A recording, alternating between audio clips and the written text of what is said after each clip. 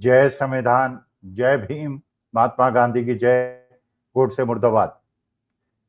देखिए, ये भारत के युवाओं को सोचना है, देश के युवाओं को सोचना है और हम जैसे बुजुर्गों का ये कर्तव्य है कि युवाओं को सही रास्ता दिखाएं और जिससे जब वो रण क्षेत्र में जीवन के उतरें तो कठिनाइयों का सामना कर सकें और अपने देश को भी आगे बढ़ा सकें और अपने जीवन को भी सुखमयी बना सकें। हमारी तो जैसी बीतनी थी बीत गई, लेकिन युवाओं के सामने अभी बहुत समय पड़ा है और जिस प्रकार से हर जगह कंपटीशन बढ़ रहा है, परिवर्तन आ रहे हैं, नई नई चुनौतियां आ रही हैं, तो देश के युवाओं को अब अपने भविष्य के बारे में और अपने भविष्य के जीवन के बारे में तो सोचना पड़ेगा। देखिए, हमारे समय में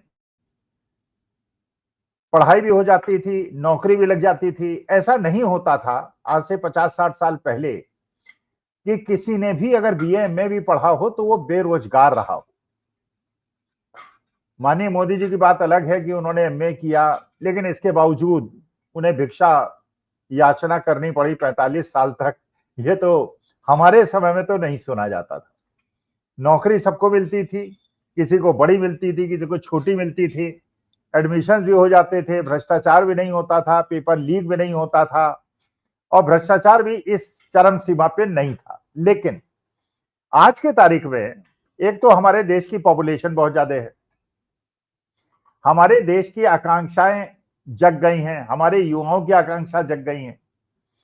पूरे विश्व में एकमात्र देश भारत ऐसा है जहां पे जनसंख्या बढ़ रही है और इसलिए हमारी युवा पॉपुलेशन जो है वो बहुत बड़ा भाग है। जबकि आप विश्व के किसी कोने में चले जाएंगे, आप जापान में चले जाएंगे, आप यूरोप में चले जाएंगे, अमेरिका में चले जाएंगे, किसी भी देश में जाएंगे तो आपको वहां पे बुढ़े दिखाई पड़ेंगे, बच्चे नहीं दिखाई पड़ेंगे, चलती हुई प्राम्स नहीं दिखाई पड़ेगी जिसमें हम लोग बच्चों को घुमाते हैं भारत पे। और भारतवर्ष में हर घर में आपको 3-4 किलकारी मारते हुए बच्चे दिखाई पड़ जाएंगे। ये अंतर है पूरे विश्व के देशों में और हमारे देश में। जनसंख्या ज्यादा है, जैसा विकास होना चाहिए था वैसा नहीं हुआ है। देश के अंदर साइंटिफिक टेम्परमेंट को बढ़ाने के लिए और विकसित करने के लिए प्रयास हुआ है, बल्कि प्रयास यह हो रहा है कि किसी तरह से लोगों को पाषाण युग की तरफ ले जाया जाए, पुराने समय पे ले जाया जाए, धर्म के माध्यम से उधर ले जाया जाए जिससे कि हमारा साइंटिफिक टेम्परामेंट खत्म हो जाए। हमारे समय में तो चल गया, लेकिन क्या ये युवा पीढ़ी इसको झेल पाएगी? जबकि कंपटीशन केवल हमारे देश के अंदर युवाओं में नहीं है, नौकरियां नहीं मिल रही हैं, आईटी आईएम वालों को नौकरियां नहीं मिल रही हैं, private engineering college, MBA institutes और एमए बीए की तो बात ही आप छोड़ दीजिए। और जो नौकरियां मिल रही हैं वो भी क्योंकि सरकारी उपक्रम खत्म हो रहे हैं, सरकारी नौकरियां भरी नहीं जा रही हैं, सेना के अंदर अग्निवीर बनाए जा रहे हैं, पेपर लीक हो रहे हैं, इसलिए मेधावी से मेधावी छात्र को भी नौकरी मिलने में परेशानी हो रही है। एक तो कंपटीशन है विद इन इंडिया जो बहुत ज्यादा बढ़ गया, कई गुना बढ़ गया हमारे समय से, और इसके बाद विश्व आपको कॉम्पीट करना है। ये बात कही जाती है कि हमारे समय में जनरेशन चेंज होती थी, बाबा की एक जनरेशन होती थी, उनकी विचारधारा अलग प्रकार की होती थी, हमारे पिताजी की जनरेशन अलग थी, अंतर आया, उनकी विचारधारा अलग होती थी, हमारी विचारधारा अलग होती थी। लेकिन अब हमारे बेटे की विचारधारा और उसके अगर मान लीजिए 2 बच्चे हैं और दोनों बच्चों में 5 साल का डिफरेंस है तो उनमें भी इतना ज्यादा 2 बच्चों में विचारधारा में डिफरेंस है कि लगता है जनरेशन गैप जो पहले 25-30 साल में होता था आजकल हर 5 साल में होता है। तकनीकी ज्ञान, आर्टिफिशियल इंटेलिजेंस, इंटरनेट, तो one has to be very smart technologically to survive in this competitive world. और उसके लिए शिक्षा की बहुत आवश्यकता है, तकनीकी शिक्षा की आवश्यकता है, उच्च शिक्षा की आवश्यकता है, अच्छे स्तर के शिक्षकों द्वारा शिक्षा की आवश्यकता है।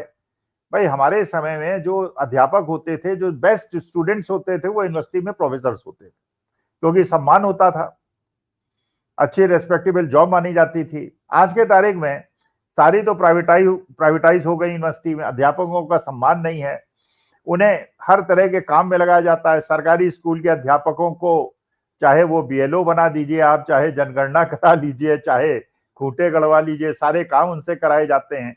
तो वो लोग अध्यापन में आज के तारीख में जाते हैं, जो कि वास्तविकता में अध्यापन इसलिए करते हैं कि उनको कोई दूसरी अच्छी नौकरी नहीं मिलती। हमारे समय में अच्छे लोग अध्यापन में जाया करते थे। तो सवाल यह है कि देखिए विश्व के अंदर क्या हो रहा है।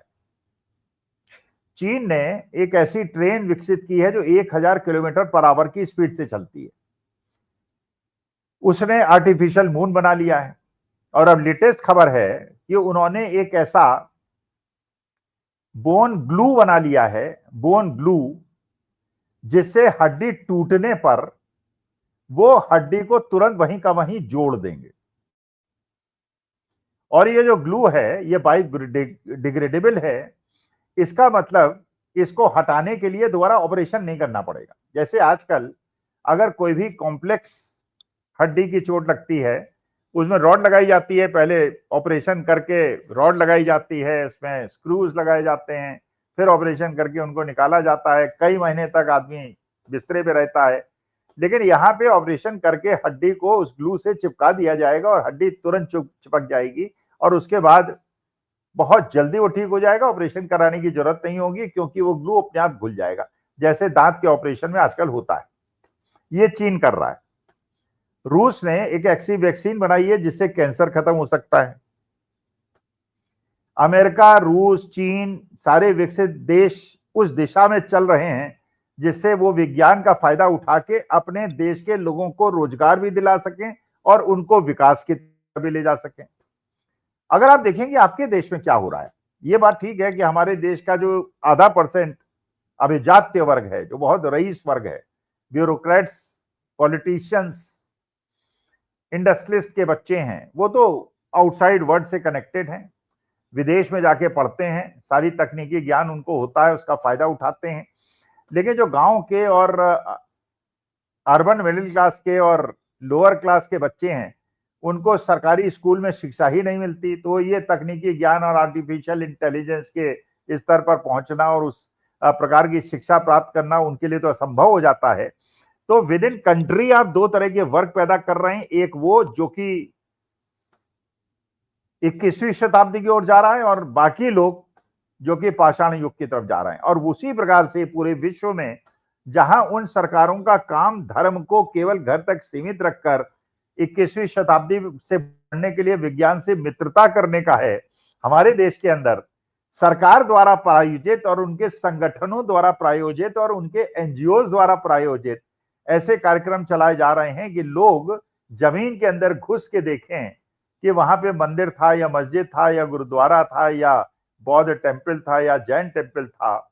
और जो 21वीं शताब्दी में जाने के लिए हमारे युवा पीढ़ी को तैयार करने की आवश्यकता है, उसकी तरफ किसी का ध्यान सरकार का नहीं है। सरकार देना भी नहीं चाहेगी, क्योंकि सरकार चाहेगी युवा जो है इन्हीं मामलों में उलझा रहे और अपनी मूलभूत समस्याएं जो शिक्षा प्राप्त करके उसकी अपेक्षाएं थी उसको पूरा न करे और वाहियात चीजों में उलझा रहे। और ये हम जैसे लोगों का कर्तव्य है, और बच्चों का भी, युवाओं का भी कर्तव्य है कि अपने भविष्य को देखते हुए, क्योंकि कंपटीशन अब इतना ज्यादा तेज हो गया है और आर्टिफिशियल इंटेलिजेंस जैसे नौकरियां खाने वाला है, अगर इस प्रकार का ज्ञान बच्चों को नहीं मिलेगा और वो केवल धर्म के दलदल में उतरते चले जाएंगे तो उनका भविष्य अंधकार में होगा। एक बुजुर्ग हूं इसलिए बताना मेरा कर्तव्य था, जो मैंने बताया। मानना या न मानना आपका काम है। नमस्कार, धन्यवाद और प्रणाम।